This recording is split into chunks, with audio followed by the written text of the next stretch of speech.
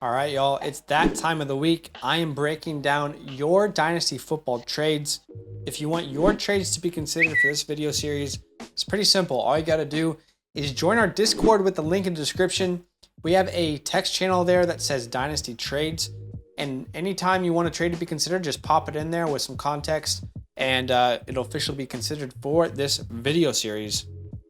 All right, it's just me again this week. So what I decided to do is I'm gonna look through all of the trades that were sent and just instant react to them, okay? I haven't studied these trades or anything. I'm gonna look at the context that you guys have provided, look at the trade, and then just give you my opinion. So do me a favor, drop a like, subscribe, comment down below how you feel about the trades that I'm talking about today as well. All right, so you can see our Discord here. First one here was sent by Cam Diggity Dog. He says 12 team Superflex, start 10 tight end premium. I'm tanking right now and sitting with 7 firsts. Wow. I'm the one receiving Goddard because I honestly have way too many 23 picks and want to make sure I have some proven assets on my team as I look to compete most likely in 2 years. Did I give up too much for Goddard? Tight end room will now be Pitts, Goddard, and hopefully Michael Mayer soon. Okay, right. So you want Michael Mayer in the draft. Okay, so you got Goddard and a third. You sent Dolchich a second and a fourth. Okay. Is this an overpay for Goddard? No, I don't think so. I mean, before Goddard went down, he was looking like a top 5 tight end. And while he was inconsistent, so was the rest of the tight end position, connected to a really good offense and what should be a good offense for a while, a young player. Do I think you could have gotten away with maybe not sending that second? Probably, but you know, there's probably a way in which you can get rid of all the picks and just add a third to the Dolchich side.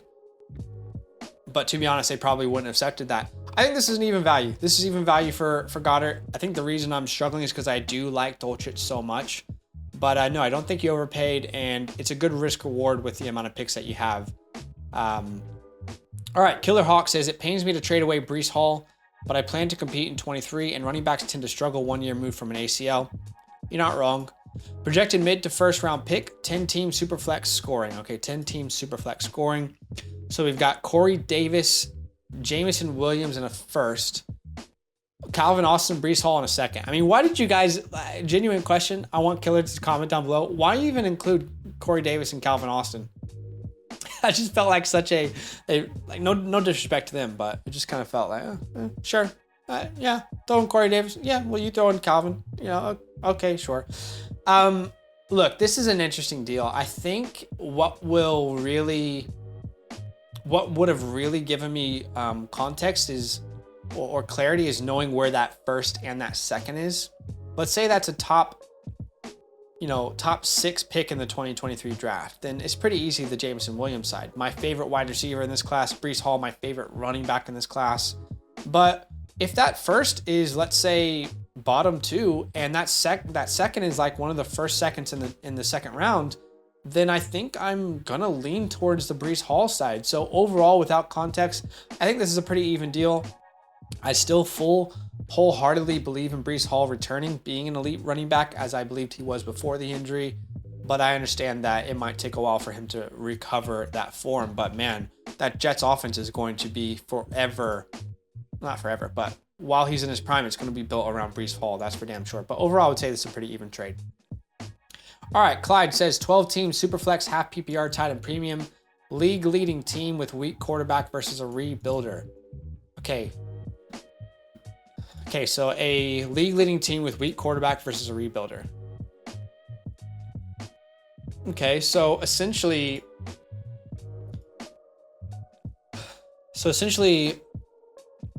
Dak Prescott was what Team Clyde got, which I'm assuming is the team that's winning right now but needs quarterback help. The other side gets Tony, a first and a second. You know, I don't think we'll know the true winner of this trade until that 2024 first is decided on where it is. Because if that's the 101 in the 24 first in the 2024 class, we all know that there's potentially an incredible quarterback in that class, Caleb Williams. So context would help there as far as like where those picks are. But overall, if I'm competing right now, I'd be more than happy to send this kind of package for Dak Prescott. Colt McCoy doesn't mean anything to me. He's nothing more than a backup in my mind. Tony, I like Tony. I think he's very talented and I love his situation, but we have no idea if he's ever going to remain healthy or be prioritized in that offense. And so essentially the thing that I'm really hurting over is sitting at first, but I would do that for Dak Prescott if I'm trying to compete. So I like this trade. I think it makes a lot of sense for the person who's getting Dak Prescott.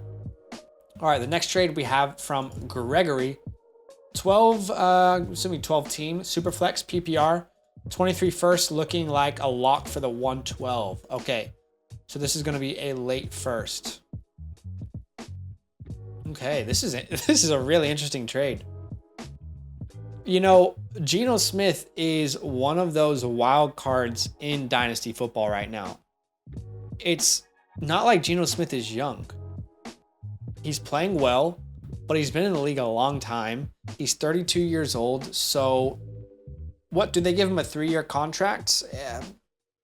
Geno's weird because if you have him on your Dynasty team, you don't want to sell him because you don't know if you'll get good value. But you're also worried about not selling him before things could potentially turn around. This is interesting.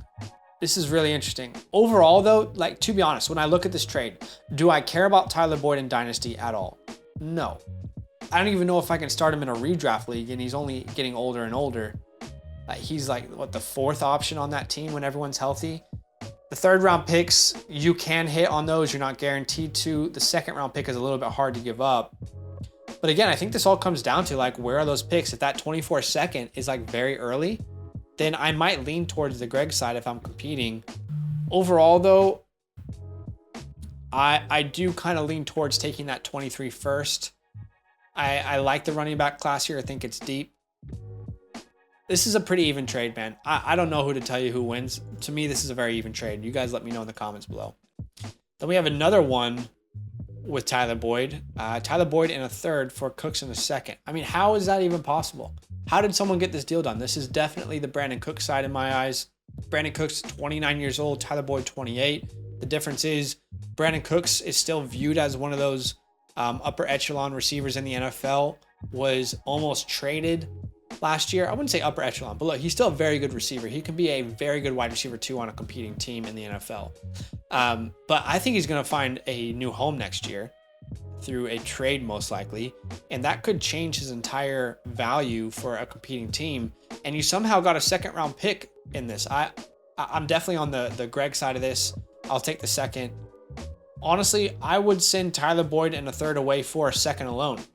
So I'm very, very happy with the return you got there. Captain Sticks. 12 team, 1 quarterback, 2 running backs, 3 wide receivers, 1 flex. Happy PR team trading away Tua is rebuilding. So the team trading away Tua is rebuilding, and he has Justin Herbert. Okay. Okay, this is interesting because obviously it's a 1 quarterback league.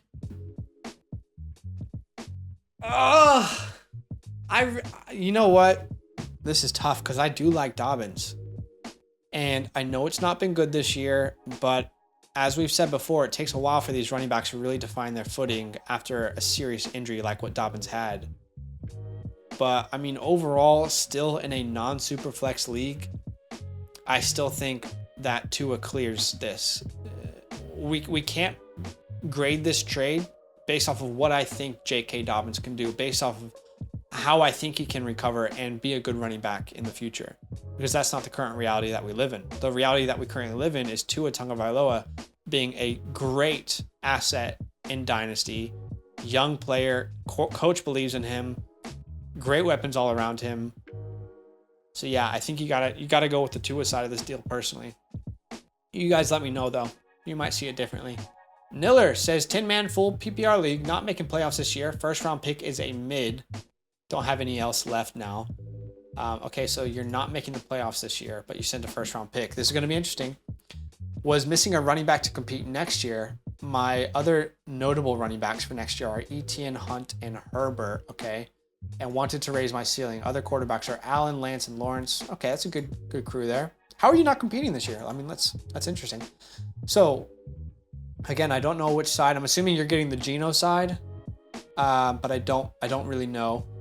So DJ Moore, CeeDee Lamb, Javonte Williams on one side, Geno, Godwin, and Ayuk, as well as the first on the other side.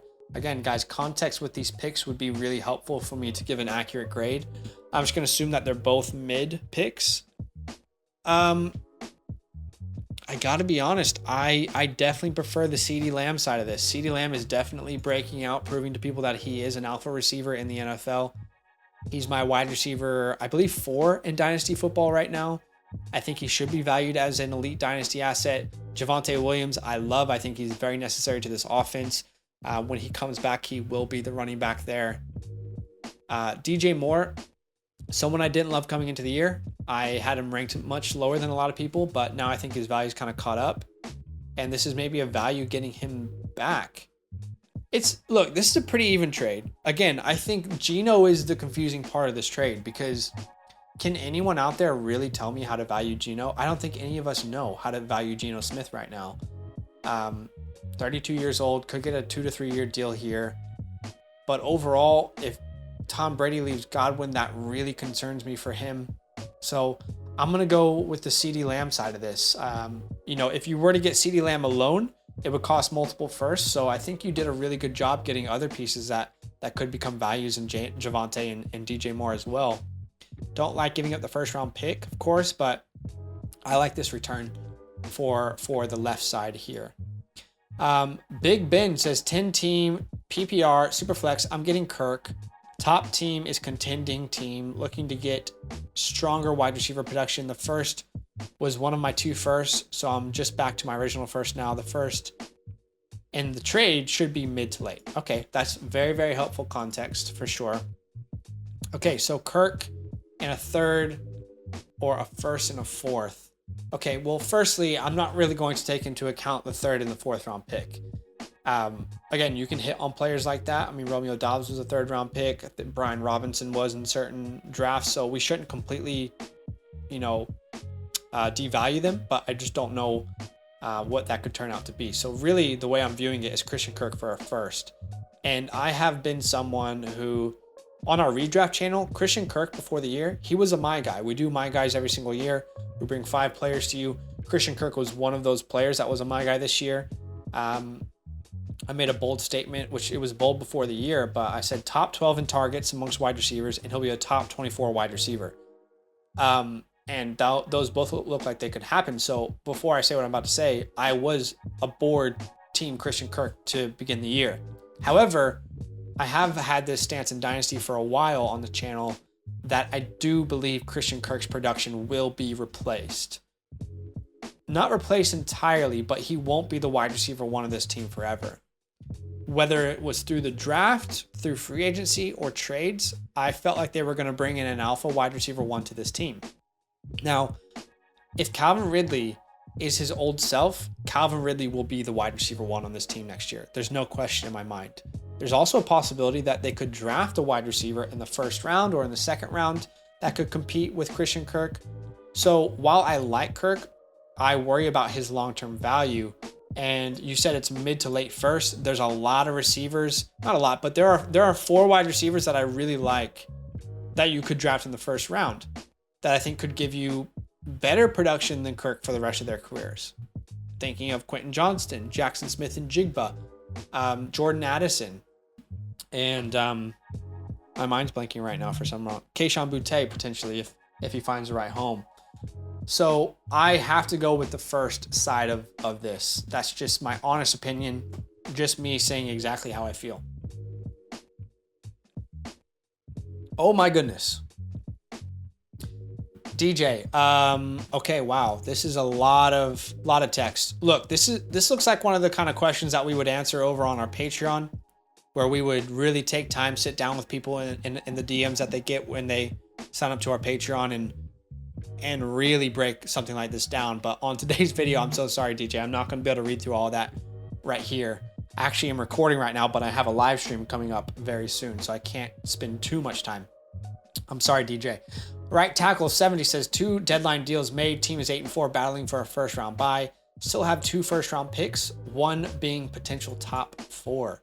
Okay, so We have Keenan Allen and a third for Wandale in a second. Look, if I'm competing, I'm very happy to make that deal. I question Wandale's value mostly because of his size and his limitations on the field. You can't place him outside. You can't place him as your Y. He's a slot or he's a gadget guy, and there's just limitations there. So I'm happy with the Keenan side if you're competing. But I think based off of his current value, you might not have had to have sent those picks. I think most people would be willing, if they're rebuilding, to send Keenan off for a Wandale, but I could be wrong. The next trade you had here is Garrett Wilson, Jahan Dotson. I mean, look, I love Jahan Dotson, but I think Garrett Wilson has more than proven that he is worth paying something like this for Garrett Wilson. So I'll take the Garrett Wilson side of that. I don't have to look at that too long. Awaiting Andrew says 12 team, 1 quarterback, 1.1 PPR, 0.25 points per carry. Very, very interesting format. If it works for you guys, that's all that matters. On the side receiving Lamb, I was 5th in standings at the time of the deal, now 2nd, but 6th in total points for. Side receiving Dalvin is 1st in the standings. Our league just starts 5 flexes instead of requiring a specific number of wide receivers or running backs. That's so strange. This is a very, very interesting league. I decided to move off an aging running back. Okay, well, I like the sound of that. I mean, do we really need to talk about this? This is easily CeeDee Lamb. You guys know on this channel, we've been saying it the entire year. We bet on young wide receivers over aging running backs 10 times out of 10. This is an easy win for me. Huge win for the CeeDee Lamb side. No questions in my mind. All right, Guz95 says 2 quarterback league. Do I do it? Don't need the points, and it would also help in clinching 102 spot over other quarterbacks or Kyler and Geno. Okay.